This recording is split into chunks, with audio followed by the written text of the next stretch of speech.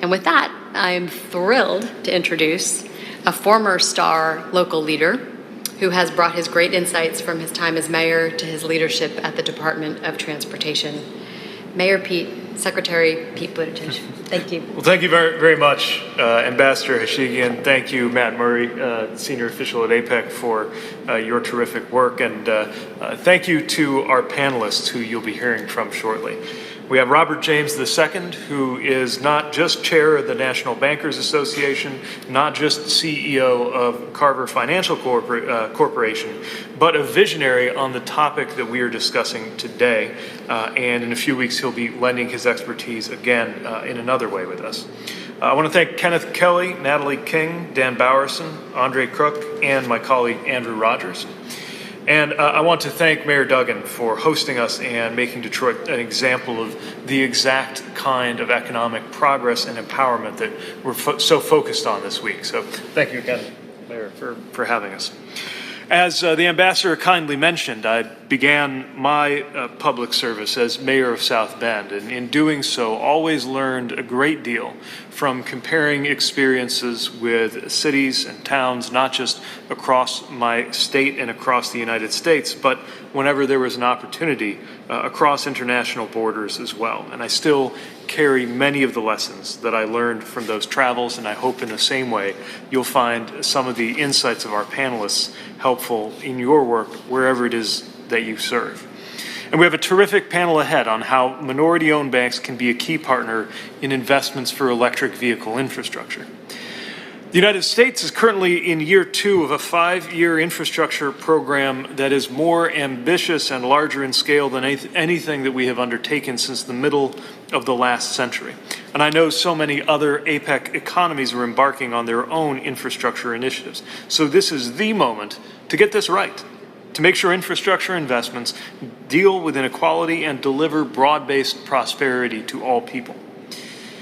When we look at some of the U.S. infrastructure projects that we inherited from the past century, it's clear that they transformed our economy, but also that the wealth and the benefit that those projects created was often not shared equitably, especially when it came to disadvantaged communities. And unfortunately, such patterns we know are not unique to the United States, nor are they confined to the historic past. The Biden-Harris administration is taking a different approach in our support for infrastructure internationally and in our generational infrastructure investments here at home. Internationally, through the Partnership for Global Infrastructure and Investment, the U.S. and other G7 economies are mobilizing hundreds of billions of dollars to help deliver quality, sustainable infrastructure in low and middle-income economies, shaped by local needs and developed in partnership with local communities. As part of that work, the U.S. Department of Transportation launched an initiative called Momentum, through which we are providing technical assistance and capacity building to help economies deliver that new infrastructure. And our partners include cities such as Jakarta and Phnom Penh. At home, we're administering new policies to ensure communities have a seat at the table when infrastructure projects are being designed. And we're committed to ensure at least 40% of the benefits of those projects reach disadvantaged communities, both in terms of the benefits of the physical infrastructure and the jobs created locally. And today's panel will highlight a very important dimension of that. Right here in Detroit, union auto workers are designing and manufacturing electric vehicles and components, not only because of the climate benefits, but because of the importance of leading the way in the global EV revolution. Since President Biden took office, our economy has welcomed $200 billion of private sector investment in clean energy and electric vehicles, chargers, and batteries. And that's happening in big cities and in small communities across the U.S. We're working with intention to ensure that the transition to electric vehicles delivers the greatest possible benefits to the greatest number of people. I'll share just one example. Last year, I met residents of a mixed-income housing complex in the city of Denver.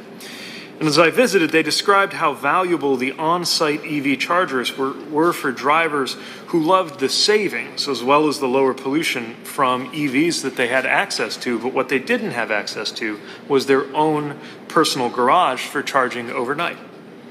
We currently have applications open for the first $700 million of a $2.5 billion community grant program to deploy EV charging infrastructure in urban and rural communities that might be overlooked without that kind of support, such as this Denver housing complex. And as we begin reviewing the grant applications in a few weeks, we're asking applicants to tell us the story of how these EV charging projects will benefit their community widely, including the jobs associated with the manufacturing, installing, maintaining, and even financing of these chargers. We have strong and growing programs to help train and place local residents into jobs and to help minority-owned businesses secure contracts. But that final piece, the financing of the infrastructure project, candidly, is a challenge, and it's a challenge that today's experts will help bring to light. Even as the Biden administration provides billions of dollars to deliver a nationwide network of EV charging and spur private sector investment, many projects have a 20% non-federal portion that must be funded from other sources. Public-private partnerships with minority-owned banks may help ensure that prosperity from that infrastructure work is widespread and far-reaching, especially when they, in turn, can help other minority-owned businesses get involved in the related work. Every economy at APEC is, of course, different, but I believe all of us are united in caring about making sure that our economies grow in ways that address inequality and leave no one behind. And this discussion, I believe, will help all of us get closer to that. So I'm very much looking forward to hearing about the results of this discussion. And with that, I will literally yield the chair and with pleasure turn it over to our esteemed panel. Thank you again for being here today.